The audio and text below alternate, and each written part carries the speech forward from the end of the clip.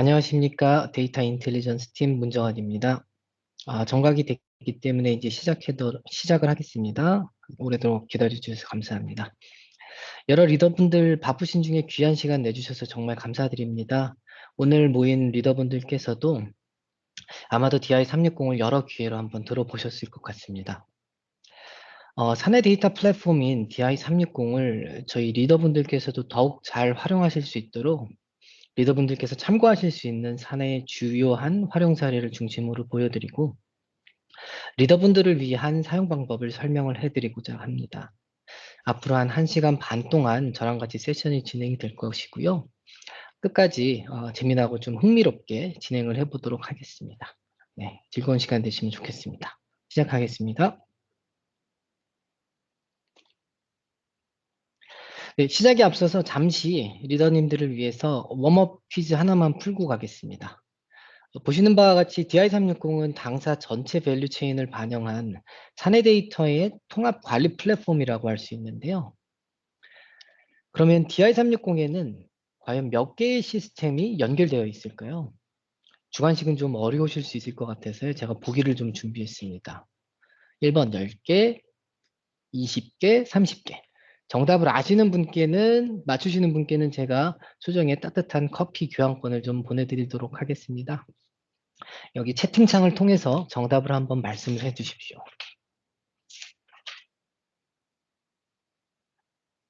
예. 정답을 알고 계신 분 보기를 찍어 주셔도 되고요.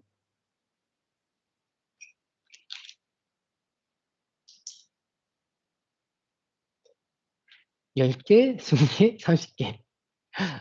3분의 1의 확률입니다. 네, 김기만 상무님 정답입니다. 정답은 3번 30개의 사내 운영 시스템이 연결되어 있다. 정답 맞추셨습니다. 축하드립니다. 박준호 부장님 아쉽게 조금 늦으셨지만요. 아직 문제 2개 더 남아있거든요. 다른 리더님들도 키보드 조금 더 앞으로 접근하셔서요. 빠르게 한번 정답 맞춰보시기 바랍니다. 두 번째 문제 한번 보내드리겠습니다. 두 번째.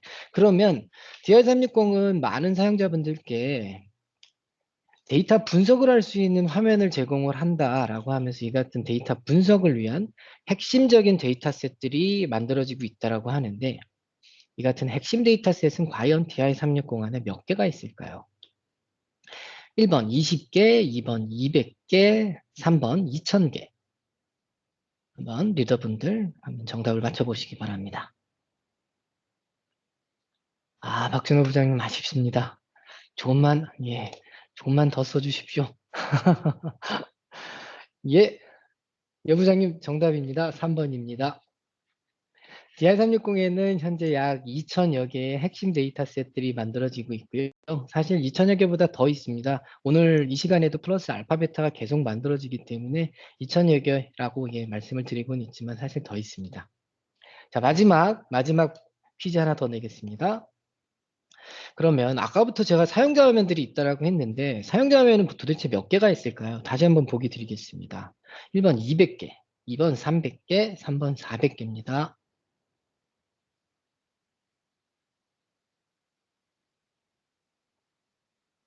박준호 부장님, 예, 400개 정답입니다. 아마 눈치가 빠르신 분들은 3번이 정답이다라고 하셨을 것 같습니다. 맞습니다. 현재 사용자분들을 위해서는 약 400여 개의 화면들이 제공이 되고 있고요. 이것도 오늘 현재도 계속 지속적으로 화면이 만들어지기 때문에 플러스 알파 베타가 이어지고 있다. 그렇게 생각해 주시면 될 것 같습니다. 예, 여기까지 잠시 웜업 퀴즈 한번 말씀을 드렸고요. 그러면 본격적으로 한번 시작을 해보겠습니다.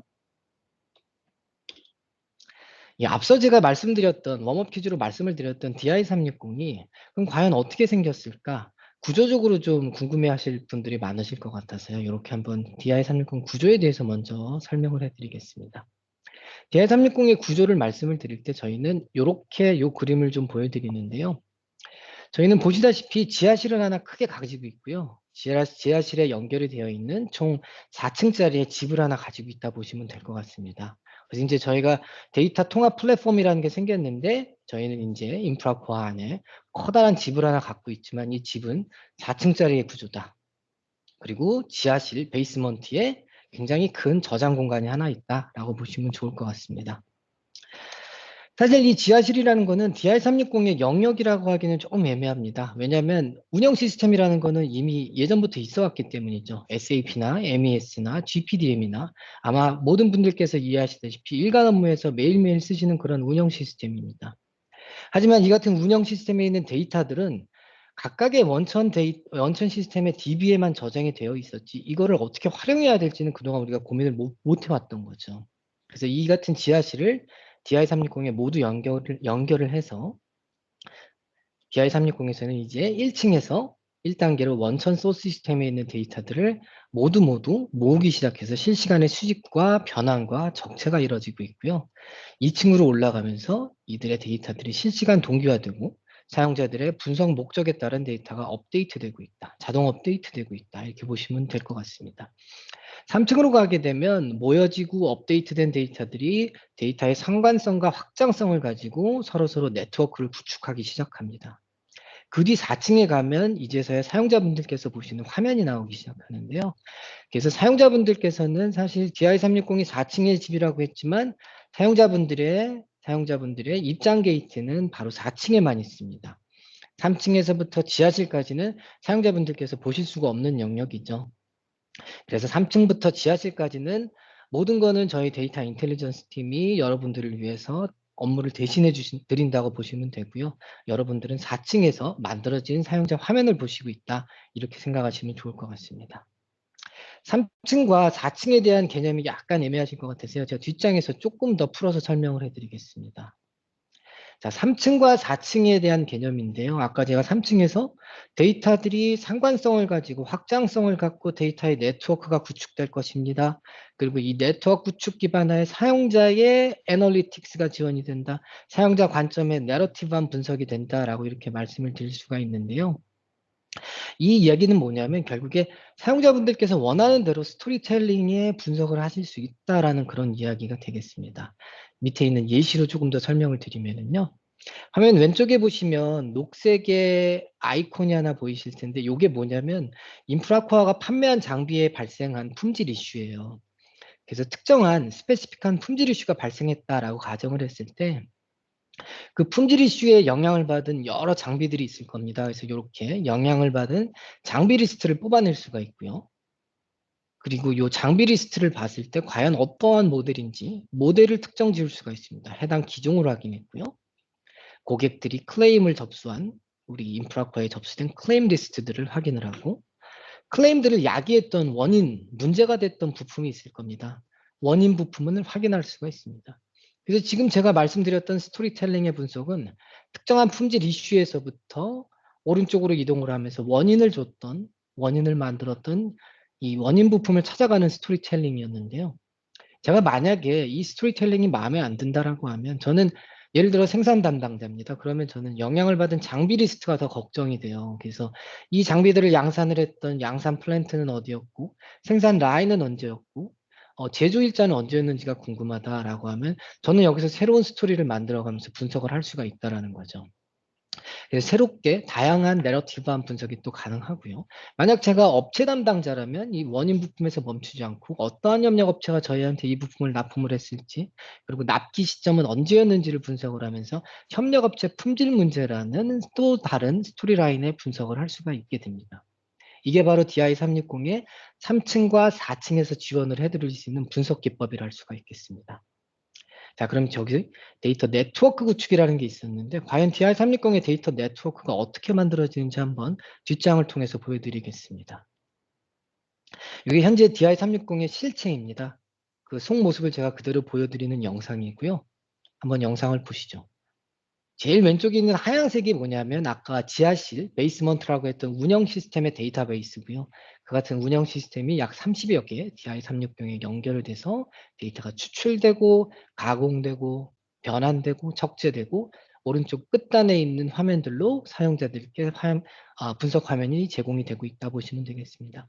이게 지금 알록달록한 게 사용자들이 보시는 화면이고요. 아까 제가 400여 개의 화면이 있다고 했지 않습니까? 이 400여 개의 사용자 화면을 계속해서 피딩해주고 있는 핵심 데이터셋들이 바로 이와 같이 약 4천여 개가 매 시간 단위, 매 일 단위로 이렇게 업데이트가 되고 있다라고 보시면 될 것 같습니다. 그래서 굉장히 좀 복잡한 화면인데요. 조금 더 보시기 쉽게 조금 레이아웃을 조정을 해드리면 이런 식의 모양새고요. 약간 우주선 같기도 한데 제일 왼쪽이 바로 베이스먼트, 지하실, 그 다음 지하실에서부터 1층에서부터 3층까지 가는 적재와 업데이트 그리고 네트워크의 구축 과정이 바로 이 과정이고요. 마지막 끝에 있는 알록달록한 부분이 바로 사용자들이 보시는 4층의 화면이라 보시면 되겠습니다. 이게 DI360의 데이터 네트워킹에 대한 영상이었고요.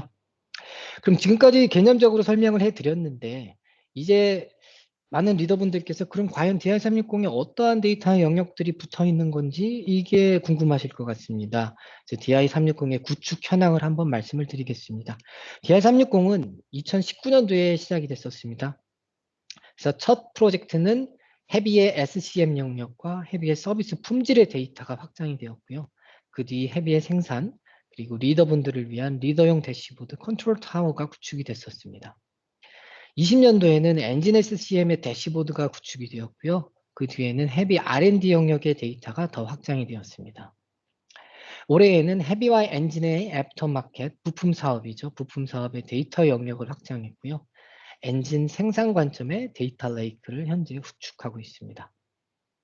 그리고 DI360을 더 활성화시키기 위해서 전사 차원의 데이터 드리븐 디시저닝 컴퍼니 활동을 추진해 나가고 있습니다. DDD 컴퍼니에 대해서는 관련 세부 내용을 제가 후반부에 한 번 더 설명을 해드리겠습니다. 예, 후반부에서 한 번 더 말씀을 드리겠고요.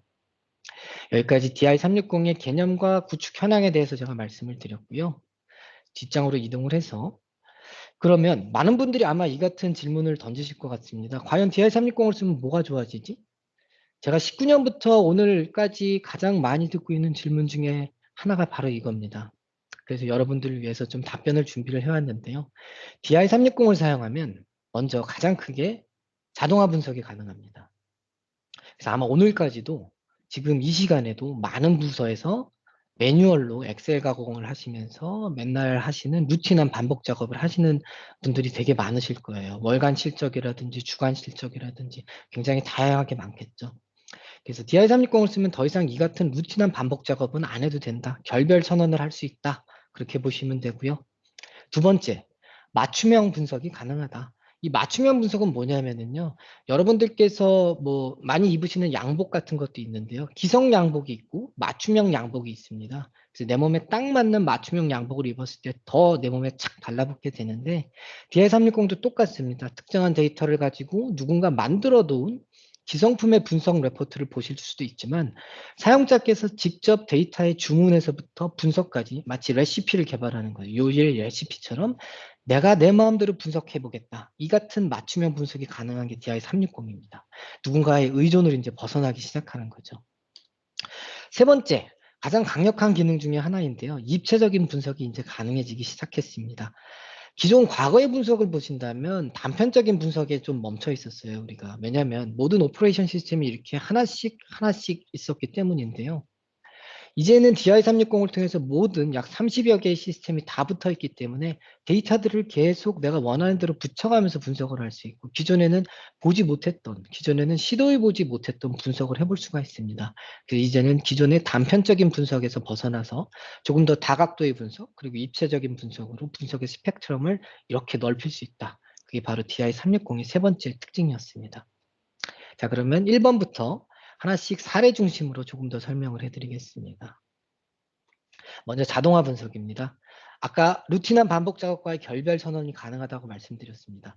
자동화 분석의 가장 대표적인 사례를 제가 들어본다면 바로 이와 같았습니다. 먼저 R&D에서 개발을 하신 MPD의 성과 관리 사례가 하나 있고요.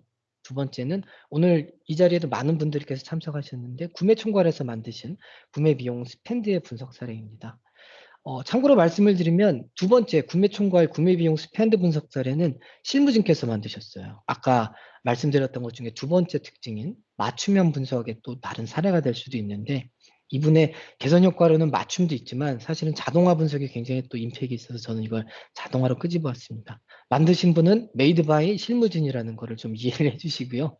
예, 뒷장에서 실제 아웃풋을 한번 보여드리겠습니다. 첫 번째 사례입니다. R&D의 MPD 성과 관리 사례인데요. NPD 성과 관리라고 하면 많은 분들께서 굉장히 힘들어하셨다라는 그런 기억을 가지고 계실 겁니다. 오늘 이 자리에도 헤비 제품 개발에서 많은 리더분들께서 참석을 하셨는데요. 과거에 이런 NPD 성과 관리를 안 했느냐? 그렇지는 않아요.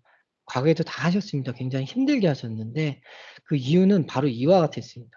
너무 많은 양의 분석 스코프이 있었어요. 왜냐하면 우리는 NPD라고 하면은 영업, 품질, 재무, 뭐 프로핏, 애프터마켓, TS 굉장히 많은 주간 부서에서 계획을 내고 이에 대한 성과 관리를 추적 관리를 해야 되니 분석을 하고자 하면 거의 전사 레벨의 분석 스코프이니까 이거는 도저히 한 분 아니면 두 분, 몇 분의 실무진으로 할 수 있는 양이 아니었습니다. 그러다 보니 주간 부서의 도움이 필수였고요. 전체 모델에 대한 계획 대비 실적의 추적 관리라는 거는 솔직히 말씀드린다면 현실적으로 어렵다라는 의견들이 되게 많았습니다. 그래서 뭔가 하고자 해도 일회성의 분석 그리고 이벤트성의 관리가 있었기 때문에 많은 분석 결과들이 시간이 지나면 좀 휘발되기 일쑤였습니다. 그래서 DI360을 통해서 이분들은 이걸 어떻게 개선을 하셨냐면 전체 NPD 대상 약 80여 개의 기종을 성과 관리를 자동으로 취합할 수 있게 했어요. 그래서 요약 보고가 그냥 화면을 통해서 바로바로 될 수 있게 이렇게 좀 분석 개선을 해보셨습니다. 어떠한 아웃풋인지 한번 뒷장으로 보여드리겠습니다. 자, 보시는 게 DI360의 개발이 완료된 NPT 성과 관리의 아웃풋입니다. 현재 이 화면은 두 개의 모델을 이렇게 비교 분석하고 있는데요. 둘 모두 굉장히 저희 인프라코에서 유명한 스테디셀러 중에 하나씩이죠. 14톤 굴착기 5세대 모델이고요. 5.5톤 휠타입 굴착기 5세대 모델입니다. 보시다시피 오버뷰의 실적을 보시면 영업에서부터 수익성 그리고 품질에 대한 실적들이 보이고 있는데 전체적으로 이렇게 그린라이트를 보고 있으시니 성과적으로는 괜찮다라고 볼 수가 있습니다. 현재 뭐 109%의 영업 실적, 127%의 영업 실적인데 하지만 연간 기준으로 한번 이렇게 드릴다운으로 들여다보면 꼭 그렇지는 않았었습니다. 보시면 잘한 해는 17년, 18년도에 성과가 좋았고요. 그리고 5.5톤도 17년에서부터 19년까지만 좋았지 두 가지 모델 모두 도입기, 런칭 시기에는 시장에서 굉장히 좀 힘들었다라고 보실 수가 있습니다. 이처럼 실적 분석을 연간 기준으로 굉장히 쉽게 할 수 있게 됐고 전체 오버롤한 실적도 금방금방 확인이 되게끔 되어 있습니다. 그 글로벌 맵을 통해서도 어느 국가에 어떠한 장비가 몇 대의 리테일로 판매가 됐는지를 이렇게 직관적으로 보실 수 있게 돼서 조금 더 현황을 확인을 하시기 쉽게 되어 있고요. 최종 썸머리된 결과값이 이렇게 월간 실적으로도 쉽게 월간 트렌드를 확인하실 수 있게 되어 있습니다. 지역별 누계 실적은 어떤지도 볼 수가 있고요. 이 같은 썸머리의 결과값은 하단에서는 단위의 이퀴먼트 넘버의 세부 분석도 가능하게 세부 이퀴먼트 넘버의 리스트까지도 이렇게 보실 수가 있게 되어 있습니다. 이게 NPD 성과 관리의 하나의 굉장히 잘된 사례였고요. 두 번째 사례 한번 넘어가 보겠습니다. 구매 총괄에서도 이 같은 분석 사례를 만드셨는데 이거 아까 제가 말씀드렸다시피 실무진께서 직접 만드셨다고 말씀드렸죠. 예. 이분의 의견을 제가 들어보니 과거엔 그럼 이거 어떻게 하셨어요? 라고 제가 여쭤보니까 인터뷰 결과 과거에는 굉장히 힘들었다. 왜냐하면 구매 총괄도 굉장히 큰 조직이기 때문에 그 안에 다양한 부서들이 존재하고 각각의 부서에서 1차의 매뉴얼 작업을 반드시 좀 해주셔야 됐다. 그래서 조직별, 제품 계층별, 지역별 굉장히 많은 맨아워가 투입이 되어 있기 때문에 시간도 많이 쏟았고 최종적으로 기획 부서가 최종 취합을 하다 보니 월간적으로 반복할 수밖에 없는 반복 작업이 수반될 수밖에 없었다. 그래서 이 같은 페인 포인트를 좀 극복을 하고 이분들은 이걸 이렇게 해결을 하셨습니다. DI360을 통해서 그동안 있었던 많은 매뉴얼 작업과 취합 작업을 모두 제거하셨어요. 그래서 구매 비용 실적을 이제는 자동 업데이트 받으시면서 취합과 요약이 그냥 자동화되어 버렸습니다. 그래서 이 화면 하나로 구매 총괄에서 모든 실적을 분석하실 수 있다라는 그런 후기를 말씀을 하고 계시고요. 어떠한 아웃풋인지 한번 뒷장으로 보여드리겠습니다. 이분께서 개발하신 화면은 바로 이와 같았습니다. 아까 앞서서 말씀드린 것과 같이 1차의 매뉴얼 작업이 굉장히 다양하게 많이 있어야만 했다라는 부분을 바로 위에 있는 검색 조건으로 모두 해결을 하셨죠.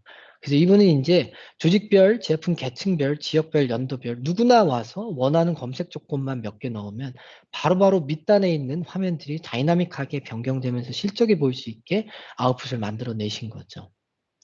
이렇게 실적에 대한 화면도 개발을 하셨지만 여기서 멈추지 않으셨습니다. 이분은 사실 저도 좀 많이 놀랐는데 계획 대비 실적에 대한 갭 분석까지 해주셨어요. 그래서 보시면 이게 21년도에 1월부터 12월까지의 계획 대비 실적을 이렇게 비교 분석을 하신 화면을 만드셨는데 아마 많은 분들께서 공감을 하실 겁니다. 작년 코로나19 팬데믹 이후로 글로벌 공급망의 수급 이슈가 굉장하다라는 얘기 많이 들어보셨을 텐데요.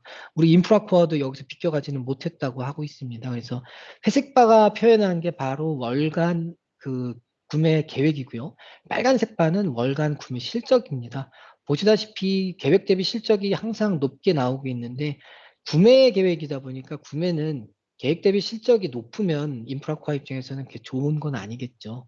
아시다시피 지금 금일 현재 구매 총괄 전체를 봤을 때는 약 4,700억 원이 실적이 초과되고 있다라고 해서 이분들은 근데 실적이 높다고 해갖고 그걸 가지고 뭔가 이렇게 큰일 났다라기보다는 계획 대비 실적이 높아지고 있으니 넥스트 달에서 내가 어떻게 빠르게 구매 대응 전략을 수립해야 될지 그런 구매 대응 전략 활용에 이 차트를 굉장히 잘 쓰고 계시다라고 그렇게 말씀을 듣고 있습니다. 여기까지 구매와 R&D, MPD 성과 관리에 대한 자동화 분석의 사례를 좀 말씀드렸고요. 다음 두 번째 사례, 맞춤형 분석으로는 그럼 어떤 내용들이 있는지 한번 살펴보겠습니다. 맞춤형 분석도 R&D 쪽에서 굉장히 좋은 활용 사례를 좀 만들어내셨는데요. 저는 좀 요걸 굉장히 임팩트 있게 봤던 이유가 이제 뒷장에 좀 설명을 해드리겠습니다. 설계 변경 관리에 대한 이야기를 좀 많이 하셨어요.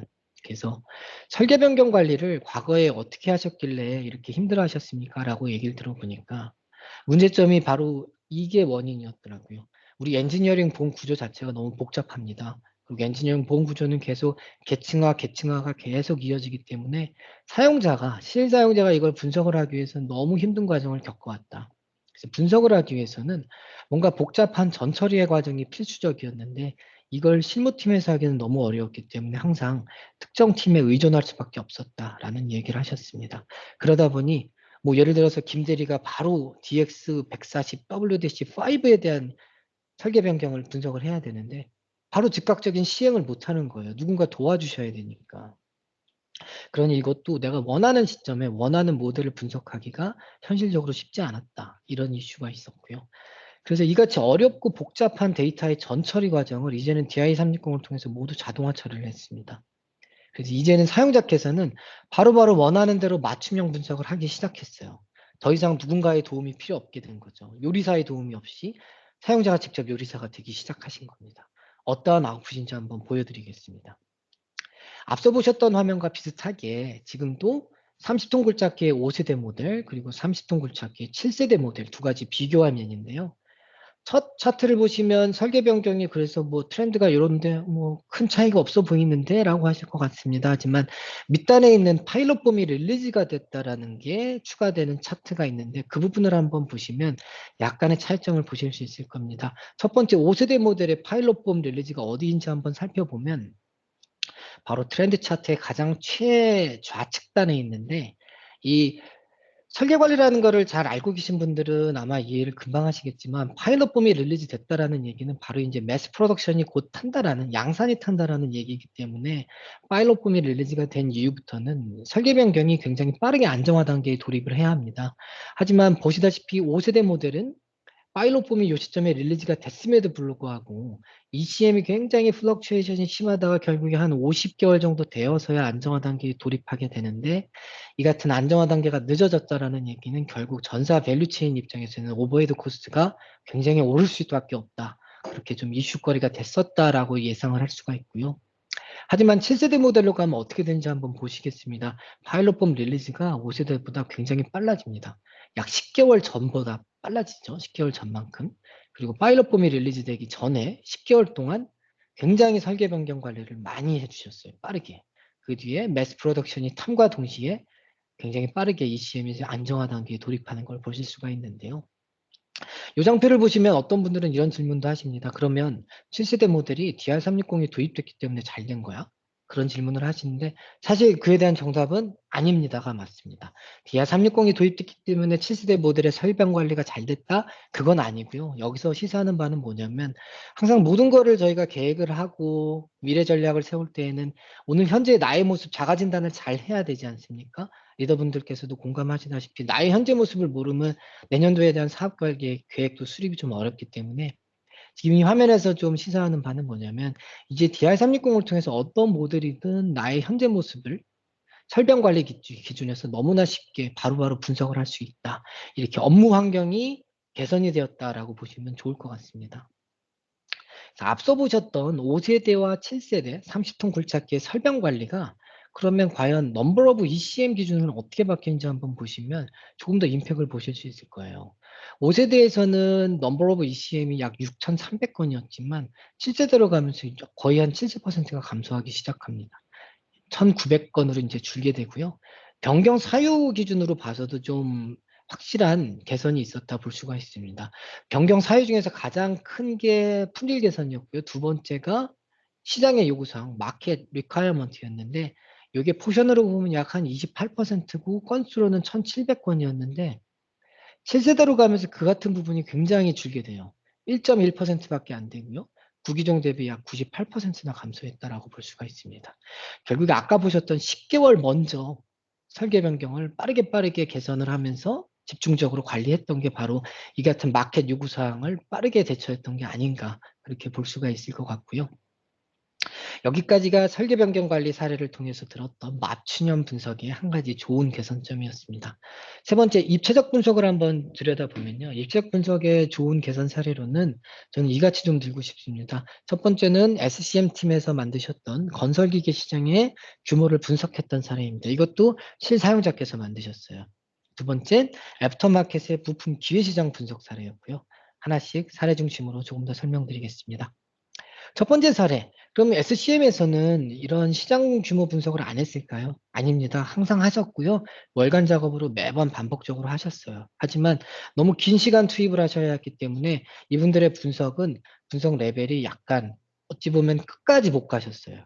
분석을 하다가 요 정도에서 멈추셨던 거죠. 지역에서 멈추고 제품 군에서 멈추기 시작하셨어요. 왜냐하면 너무 시간이 오래 걸리니까. 그래서 이분들이 하셨던 거는 사실 시장의 변동성을 좀 보려면 지역에서는 모델 단위로 조금 더 들어가야지 시장의 변동성을 보실 수가 있고 지역에서 국가까지 가야 되고 제품군에서는 모델까지 좀 더 들어가야지 정확한 시장의 변동성을 파악할 수가 있는데 한계점이 있었던 거죠. 그래서 DR360을 통해서 이제는 국가나 모델 등 더 깊이 있는 분석이 가능해졌고 이제는 시계열 분석과 미래 수요의 예측까지 좀 지원을 해줄 수 있는 솔루션이 마련됐다. 이렇게 볼 수가 있겠습니다. 어떤 아웃풋인지 한번 보여드리겠습니다. 이분들이 만드셨던 아웃풋은 바로 이런 모습이었는데요.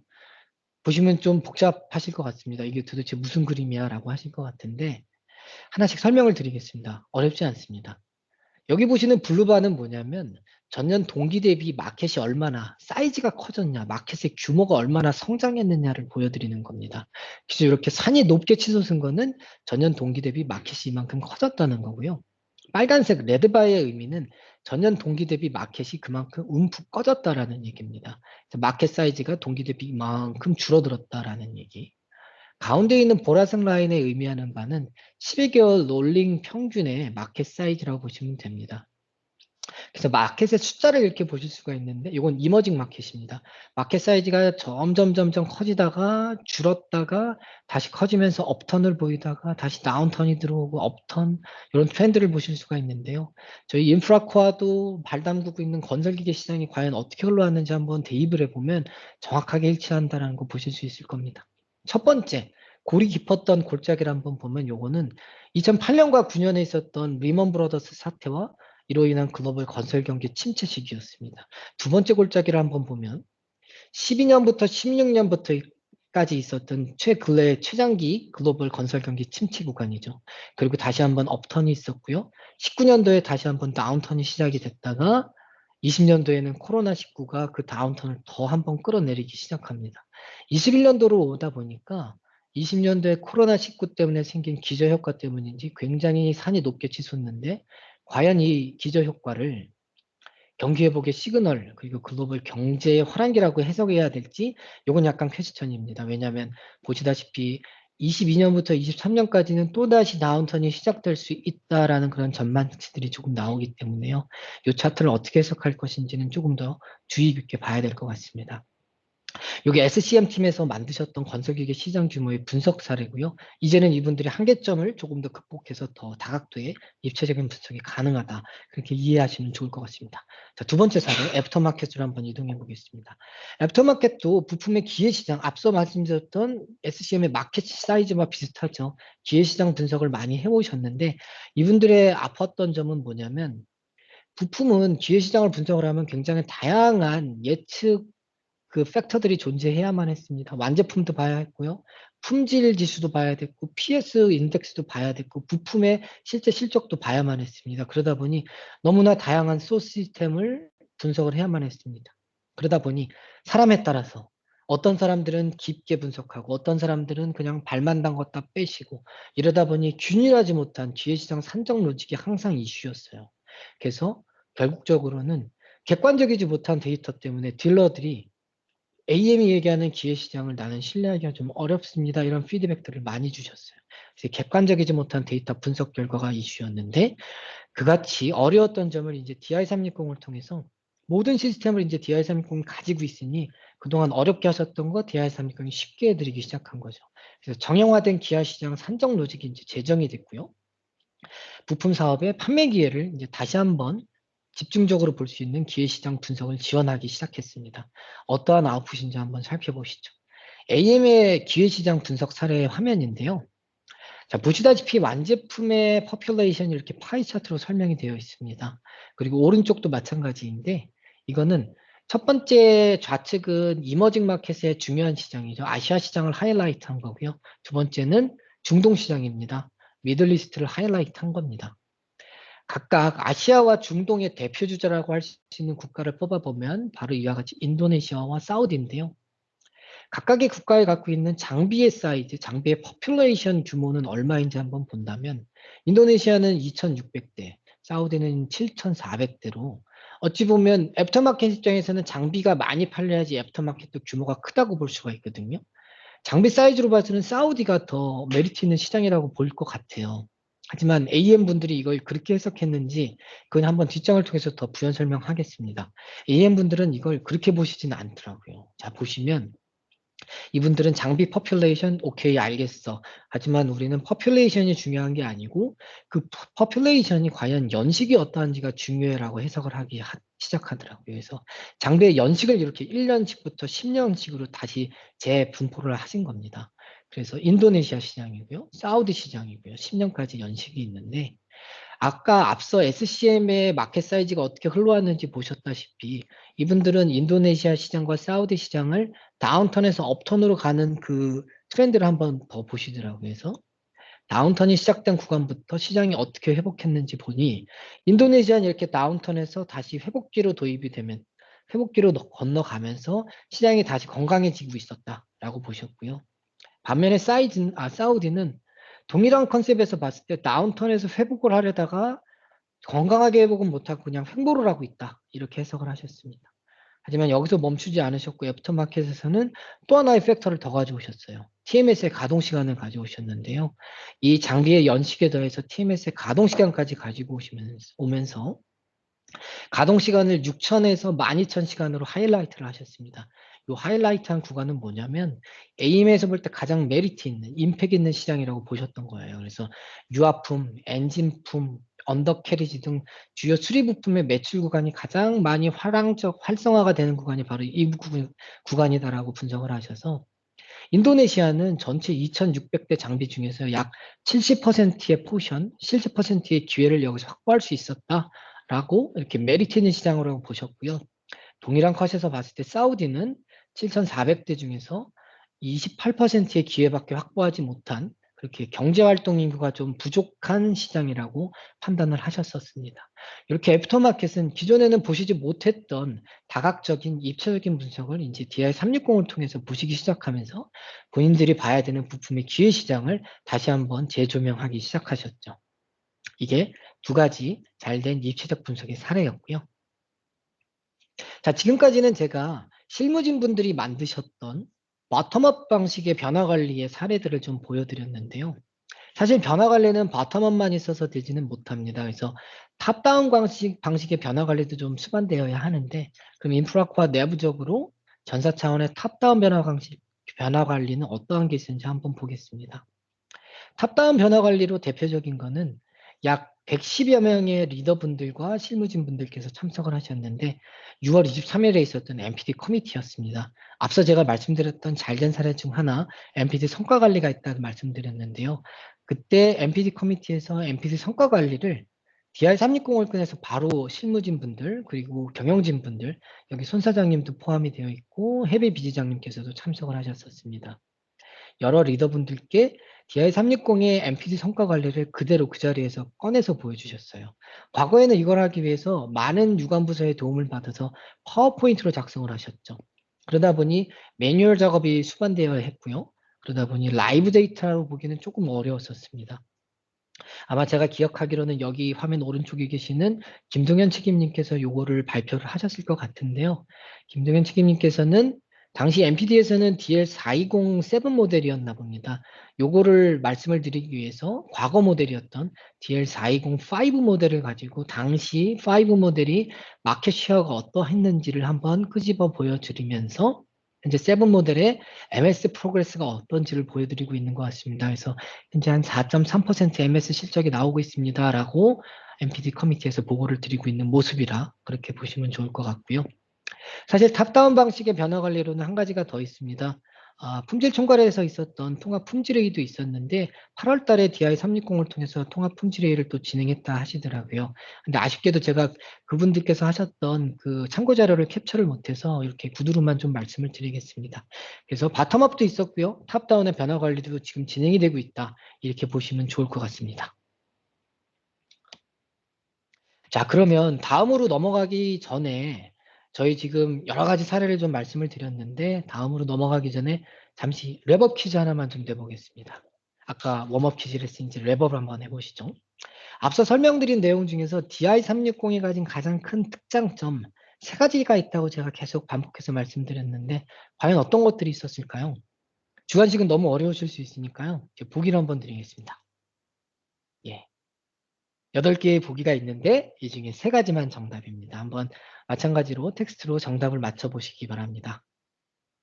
3가지를 다 말씀해 주시면 감사하겠습니다. 예, 박준호 부장님 정답입니다. 굉장히 빠르게 맞춰주셨네요. 예, 정답 맞고요. 저희 3가지의 특장점은 바로 자동화, 그리고 맞춤형, 입체적 분석이 가능하다입니다. 예, 박 부장님 축하드리고요. 제가 커피 교환권 곧 보내드리겠습니다. 감사합니다. 여기까지 랩업 퀴즈까지 이제 마쳤고요. 혹시 다음 장으로 넘어가기 전에 리더님들 지금까지 설명드린 내용 중에서 궁금하신 점 있으시면 간단하게 한번 Q&A 하고 넘어가면 좋을 것 같습니다. 프리하게 한번 질의응답 시간 가져보시면 어떨까요?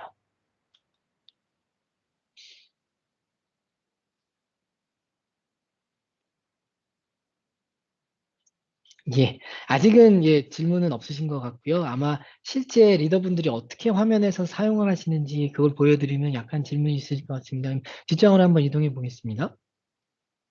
자, 이렇듯 저희가 이제 탑다운과 바텀업의 변화 관리를 많이 말씀을 드렸는데 사실 저희는 여기서 멈추지는 않았습니다. 그리고 앞으로도 계속 더 많은 임직원분들께서 DI360을 잘 활용하실 수 있도록 저희가 또 내부 변화 관리를 추진하고 있는 게 있는데요. 바로 요 같은 내용입니다.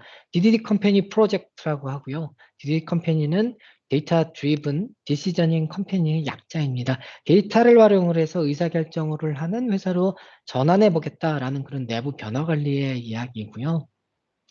DDD 컴퍼니는 DI360을 조금 더 잘 활용해라. 그러기 위해서 올해 연초에 사장님께서 저희 팀에 지침으로 내려주신 내용으로 시작이 된 프로젝트였습니다. 그래서 전사 변화 관리에 저희보다는 더 많은 경험을 가지고 계신 HRD 조직과 같이 협업을 해서 진행을 하고 있는 전사 변화 관리 프로젝트라 보시면 될 것 같습니다. DDD 컴퍼니 프로젝트를 위한 추진 방향으로는 일단 유저풀을 좀 확대를 해야 된다. 그래서 오늘 이렇게 리더분들을 모시고 하는 이런 설명에도 마찬가지 하나의 꼭지고요. 두 번째로는 밸류 체인에 대한 확산을 빠르게 촉진해야 된다. 그리고 양질의 컨텐츠를 지속적으로 확보해야 되고 또 잘된 사례가 있다면 홍보를 통해서 지속적으로 저변을 확대해야 된다. 이런 방향성을 가지고 있습니다. 추진의 방식으로는 과거에는 저희가 DI360을 잘 몰랐기 때문에 팔란티어 인력이 반드시 필요했습니다. 그래서 이분들의 기술 지원을 좀 많이 받았는데요. 그리고 저희 팀이 팔란티어와 현업 인력의 중간 브릿지 역할을 하면서 프로젝트를 좀 끌고 갔었습니다. 하지만 현재는 이제 팔란티어의 기술 지원이 없이 저희 데이터 인텔리전스 팀에서 모든 기술 지원을 해주기 때문에요. 현업에서 굉장히 데이터와 친숙하신 분들을 저희가 키맨으로 육성을 하고 있습니다. 그래서 데이터 에이전트라는 분들을 선발을 해서 저희와 함께 소규모의 프로젝트를 오늘 현재까지도 계속 하고 있습니다. 이런 소규모 프로젝트를 진행하고 있고요. 이제는 데이터 에이전트 분들이 중심 역할을 하시면서 저희 데이터 인텔리전스 팀과 현업의 구성원 분들의 중간 브릿지 역할을 해주고 계십니다. 그래서 저희는 이 내부 변화 관리 프로젝트의 핵심을 바로 데이터 에이전트 활동의 지원과 조직 차원의 변화 관리라고 이렇게 보고 있고요. DDD 컴퍼니의 데이터 에이전트 과제들은 사실 상반기에 이미 1기수가 끝났어요. 그래서 그 당시 4개 조직에서 전체 7개의 과제가 완료가 되었고요. 아까 제가 앞서 말씀드렸던 구매 스펜드 분석이 굉장히 잘 됐다 사례 말씀드렸는데 구매 스펜드 분석은 이 두 분, 데이터 에이전트 분들께서 직접 만드신 그런 아웃풋이었습니다. 그 외에 다른 데이터 에이전트 분들도 많으셨고요. 이렇게 굉장히 중요한 주제의 분석 결과들을 이분들께서는 이제 실무팀에서 직접 활용을 하시고 계시다. 그렇게 보시면 될 것 같습니다. 이제 하반기에서는 데이터 에이전트 2기 과제가 진행이 되고 있고요. 오늘 현재까지도 과제를 열심히 만들고 계십니다. 사이즈가 조금 더 커졌습니다. 상반기가 4개 조직이었는데 지금 이제 8개 조직으로 2배가 됐고요. 전체 과제로는 약 15개의 과제가 15분의 데이터 에이전트 분들께서 직접 미팅을 하시면서 진행을 하고 있습니다. 하반기 8개 조직의 과제를 한번 보면 3분기와 4분기 과제로 이렇게 그룹핑이 되어 있고요. 오늘 현재까지도 과제가 진행이 되고 있고 저희는 데이터 에이전트 분들을 위해서 지속적인 트레이닝으로 이분들을 핵심 키맨으로 더 육성을 해드리고 있습니다. DA 2기 과제는 12월 중순견 사장님을 모시고 하반기 베스트 프랙티스 시상을 좀 하려고 합니다. 그래서 힘들게 DA 과제를 만들고 계시는 DA 분들을 위한 그런 노고를 좀 취하는 자리도 마련을 할 거고요. 그때 다시 한번 리더분들도 또 한번 초대를 해드리겠습니다. 예. 다음으로 이동을 해보겠습니다. 다음은 실제 DDD 컴퍼니 프로젝트에 참여하고 계시는 데이터 에이전트 분들의 생생한 후기입니다. 이분들의 피드백을 제가 좀 모아봤던 이유는 오늘같이 이렇게 리더분들을 모시고 설명회를 할 때 DA분들 입장에서 리더님들께 좀 드리고 싶은 말씀이나 아니면 조언을 받고 싶은 부분이 있으면 좀 말씀을 해주십시오. 이렇게 솔직후기를 말씀을 부탁을 드렸더니 굉장히 많은 의견들이 있었습니다. 그 중에 대표적으로 좀 공통적인 내용들만 제가 모아봤고요. 하나씩 설명을 해드리겠습니다. 이런 내용들이 좀 많이 있었어요. 리더분들은 아직 GR360을 잘 모르시다. 그래서 이제 제가 이런 설명회 자리도 좀 준비를 하는 거고요. 그리고 많은 DA분들께서 DA분들이 하고 계시는 과제에 조금은 리더분들의 관심이 좀 더 보여줬으면 좋겠다. 아마 이분들 되게 외로우실 것 같아요. 하고 계시는 실무도 있고, 실무 더하기 오버타임까지 하면서 이런 과제를 하시다 보니까 좀 힘드신데 좀 관심을 보여줬으면 좋겠다라는 말씀들이 많았고요. 두 번째는 이분들은 이미 과제를 마친 분들입니다. 이미 다 개발 다 끝냈고 아웃풋이 나와 있는데 왜 다시 옛날 방식으로 돌아가는지 잘 모르겠다. 또다시 노가다를 하고 약간 자괴감을 느끼기도 한다. 이런 말씀도 있었습니다. 저로서는 굉장히 좀 아픈 피드백이었고요.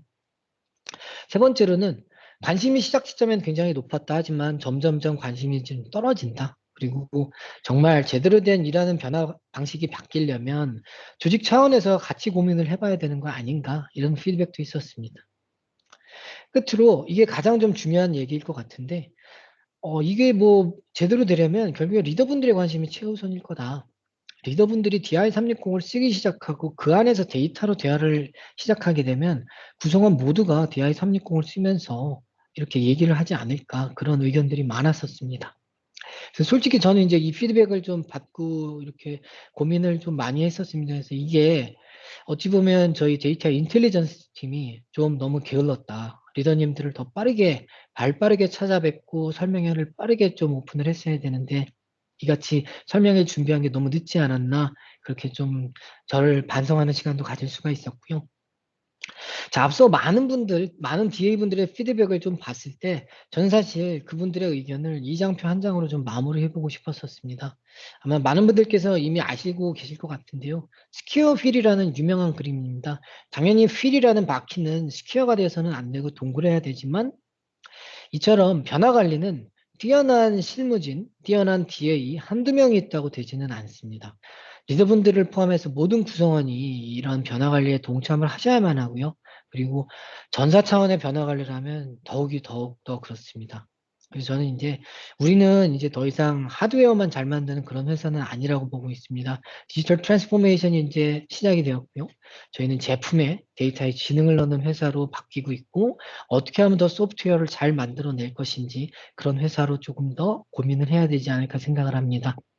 그래서 이 네모난 바퀴가 마치 과거 여러분들 그리고 저도 마찬가지였고요. 많은 분들이 하셨던 엑셀과 파워포인트의 그런 힘든 과정이었다면, 이제는 수레 위에 있는 동그란 바퀴로 한번 갈아 끼워 보셔서 변화의 흐름에 직접 동참해 보시는 게 어떨까, 이렇게 한 번 더 부탁의 말씀을 드려보고 싶습니다. 네. 제가 그래서 지금까지 슬라이드를 통해서 리더님들께 말씀을 드리고 싶은 내용은 여기까지이고요. 이제 DI360을 통해서 리더분들을 위해서 만든 화면은 어떤 모습인지 한번 화면을 통해서 설명을 드릴 건데, DI360으로 이동을 하기 전에 한번 혹시라도 질문하실 내용이 있다면 아주 짧게 Q&A 가져보면 좋을 것 같습니다.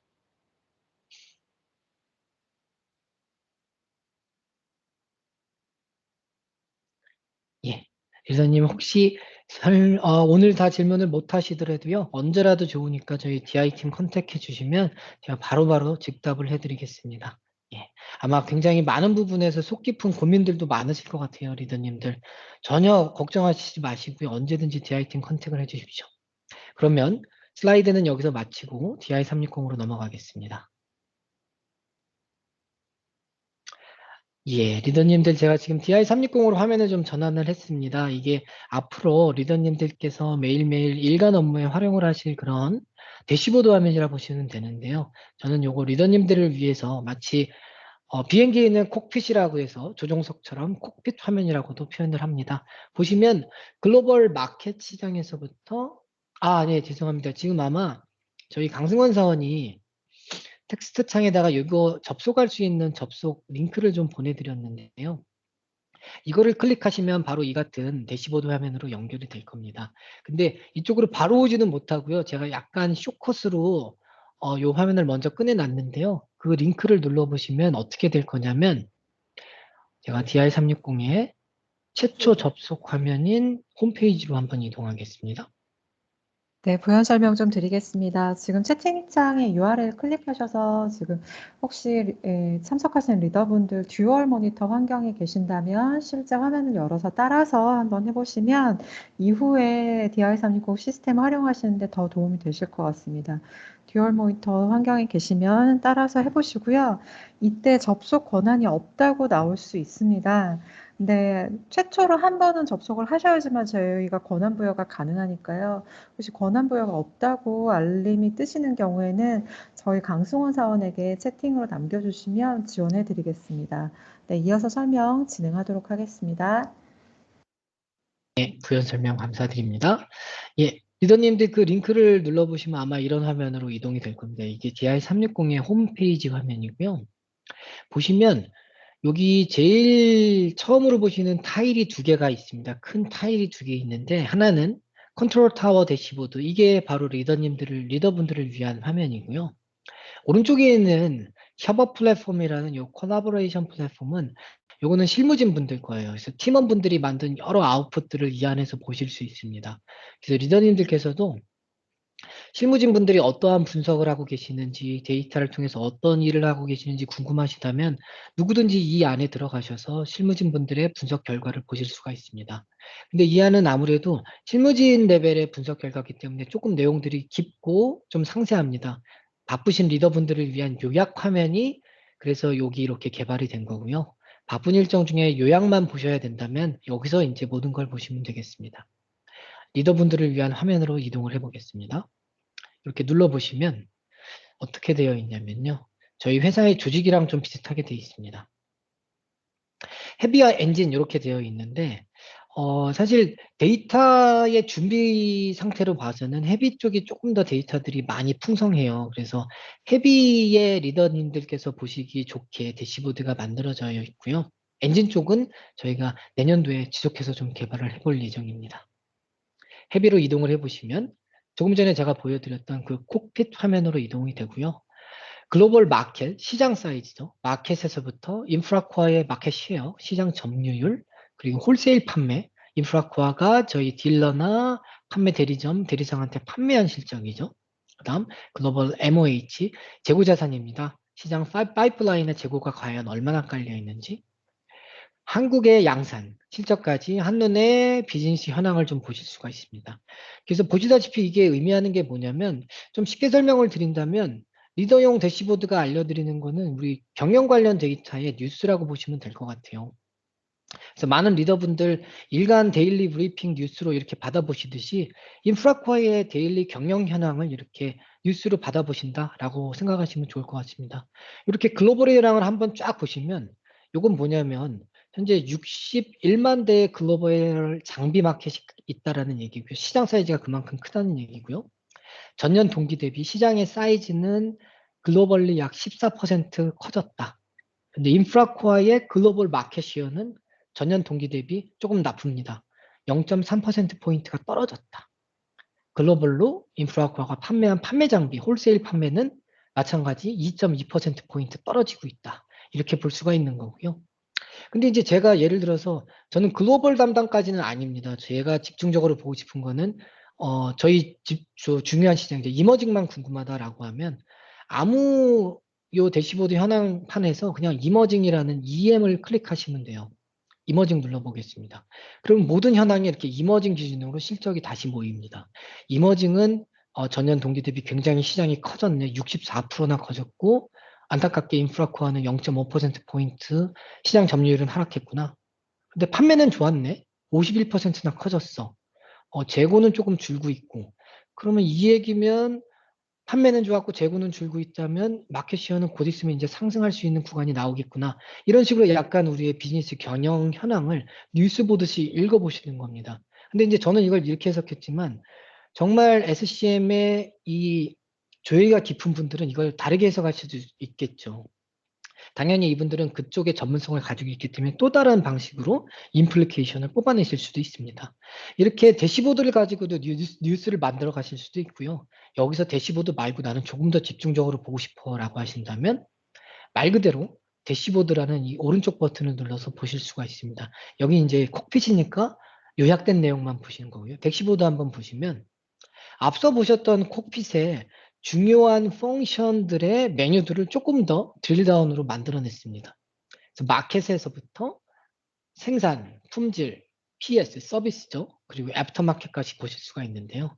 예를 들어서 저는 마켓과 세일즈에서 한 가지 메뉴가 좀 궁금하다, 한 가지 주제가 궁금하다라고 했을 때, 뭐 예를 들어서 저는 마켓 시어가 좀 궁금합니다. 이렇게 마켓 시어를 한번 들어가 보면 글로벌 마켓 시어가 어떻게 흘러가는지를 조금 더 집중적으로 보실 수가 있어요. 자, 보시면 지역 기준의 컷이고요. 지역 기준의 컷에서 한국 시장은 YTM 기준 APO는 34.5%였는데 현재 실적 액추얼은 35%. 계획 대비 좋았구나. 전년 동기 PY 대비도 조금 좋아졌네.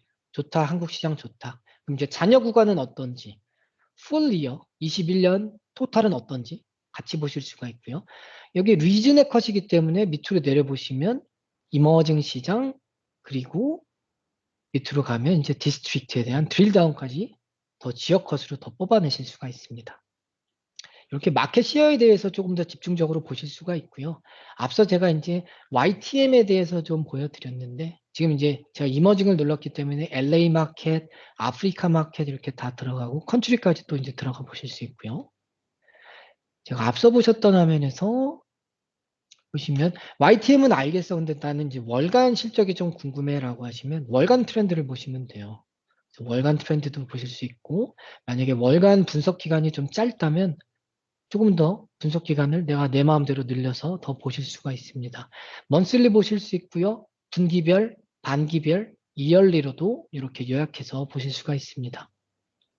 그중에 나는 프로덕트 기준에서도 CAX, 우리 인프라코어의 주력 장비 그룹과 그리고 ADT를 한번 보고 싶어 라고 하시면 두 가지 제품만 선택을 하시면 그 두 가지 제품군에 대한 마켓 쉐어를 트렌드 있게 이렇게 보실 수가 있습니다.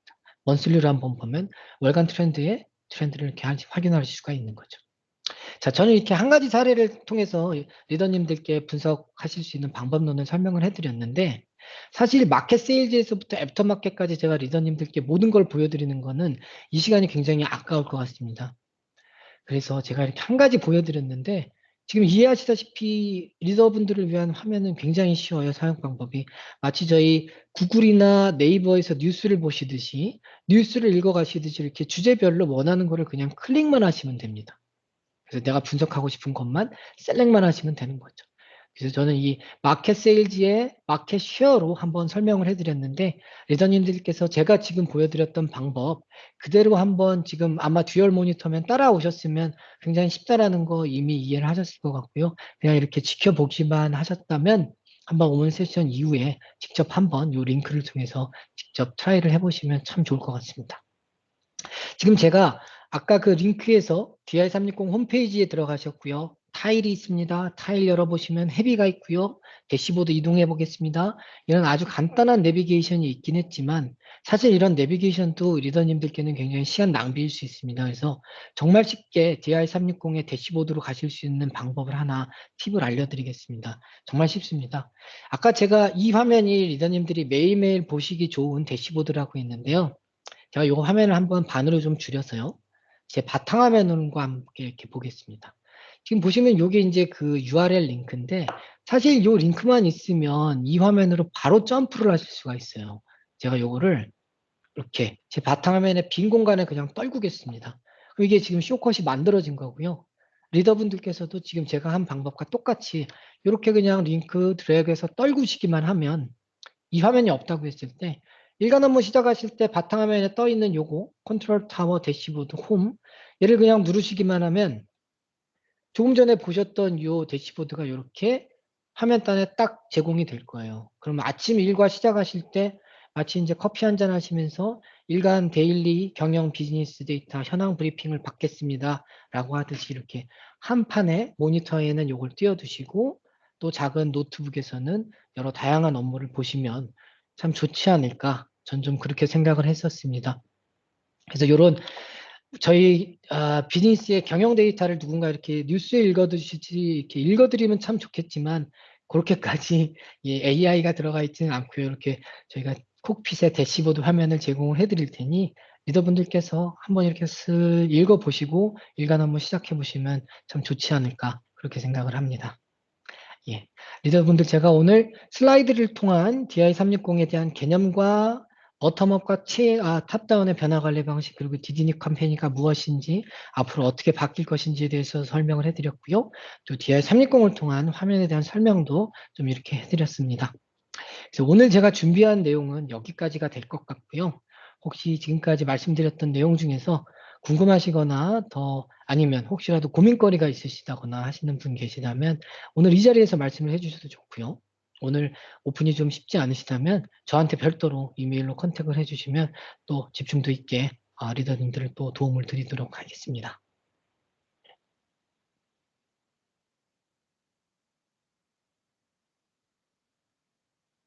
네, 리더분들 지금까지 끝까지 잘 흥미있게 따라와 주셔서 감사드리고요.